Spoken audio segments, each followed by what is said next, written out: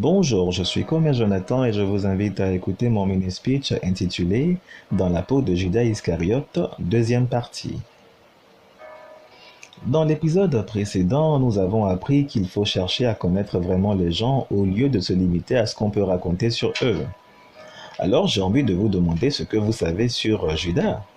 Qu'est-ce que vous connaissez de Judas Iscariote?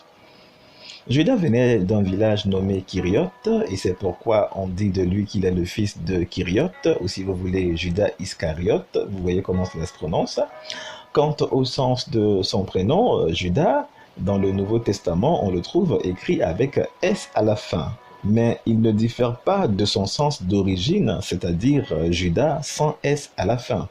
Il signifie louange à l'Éternel ou rendre grâce à Dieu. C'est le nom d'une des tribus d'Israël et plus précisément de la tribu royale du peuple d'Israël. C'est de la tribu de Juda que tous les grands rois d'Israël sont sortis, tels que David et Salomon. Voilà. Et c'est donc ce nom avec l'évolution de la langue qui a donné Juda avec S à la fin ou Jude.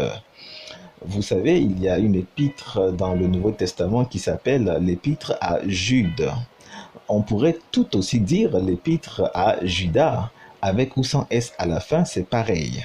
Vous voyez, le prénom Judas a été couronné de royauté par Dieu lui-même quand il a promis à David que le Messie viendrait de sa tribu. Ce prénom est donc lié à Dieu par le serment de la fidélité. Et tout porte à croire que Judas Iscariote appartenait à cette tribu, parce que je vois mal quelqu'un porter le nom d'une autre tribu que la sienne, quoi.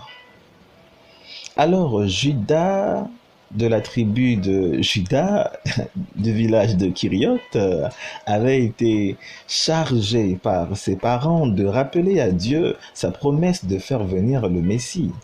En effet, à l'époque, cela faisait déjà plus de 300 ans que Dieu n'avait plus parlé au peuple d'Israël. Après le retour de leur exil forcé de l'empire de Babylone, qui est l'actuel Irak aujourd'hui, les prophéties avaient cessé.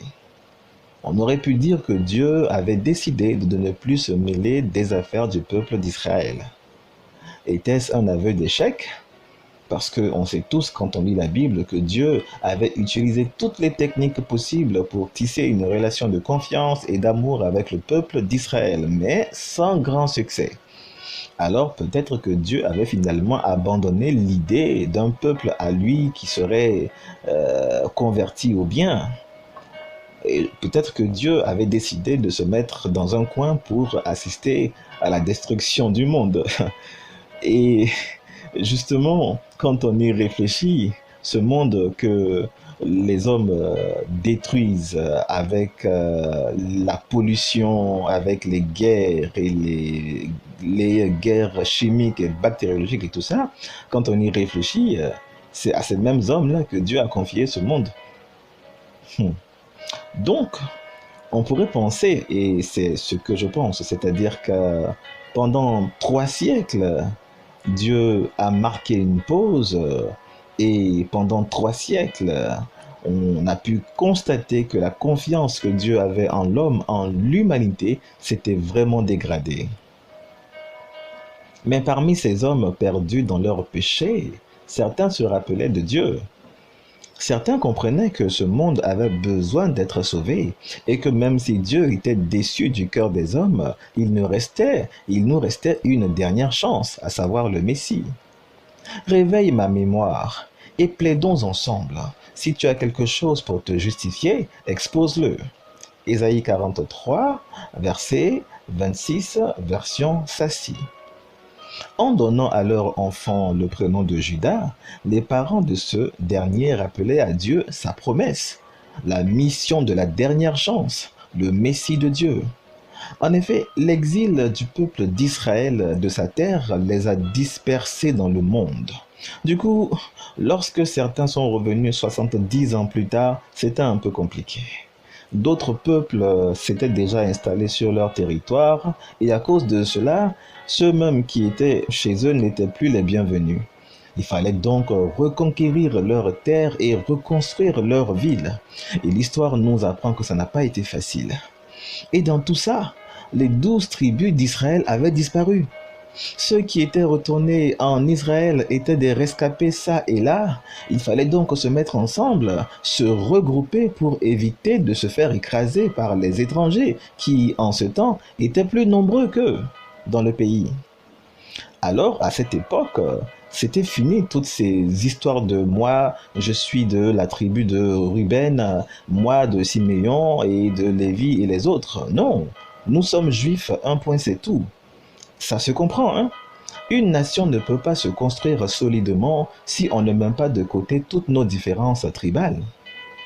Mais dans le cas d'Israël, une promesse de Dieu était rattachée à chaque nom de tribu.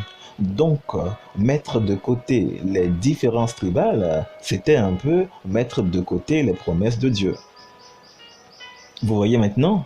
Donc, en appelant son fils Judas, le père de famille appelle sur sa famille et sur son pays la promesse de Dieu liée à la tribu de Judas.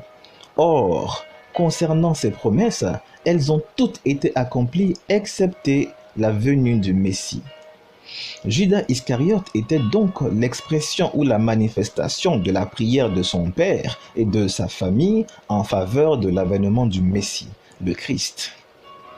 Je peux donc aisément comprendre pourquoi Jésus l'a accueilli parmi ses disciples, car Jésus devait montrer qu'il était bel et bien la réponse de Dieu à l'accomplissement de la dernière promesse faite à la tribu de Juda. Oui, sachez-le, on dit de Jésus qu'il était un prophète, alors que son rôle était essentiellement celui d'accomplir les prophéties et non de les déclarer. En effet, Jésus est le oui à tout ce que Dieu a promis. C'est donc aussi par Jésus que nous disons notre oui à Dieu pour lui rendre la gloire. Deuxième épître de Paul aux Corinthiens, chapitre 1, verset 20, version Parole de vie. C'est pourquoi je t'invite maintenant à confesser Jésus comme l'exaucement à toutes les promesses de Dieu dans ta vie. Ne cherche plus une prophétie supplémentaire, mon frère, ma sœur. Profite déjà de toutes celles que Dieu a consignées dans la Bible concernant ta vie, ta santé et ta prospérité au nom de Jésus. Bien, si vous avez appris quelque chose, envoyez-moi votre commentaire au 225, indicatif de la Côte d'Ivoire, 07 48 24 2 x 70. Suivez les paroles inspirées chaque semaine pour ne pas manquer la suite de notre série intitulée « Dans la peau de Judas Iscariote ». À bientôt mes amis.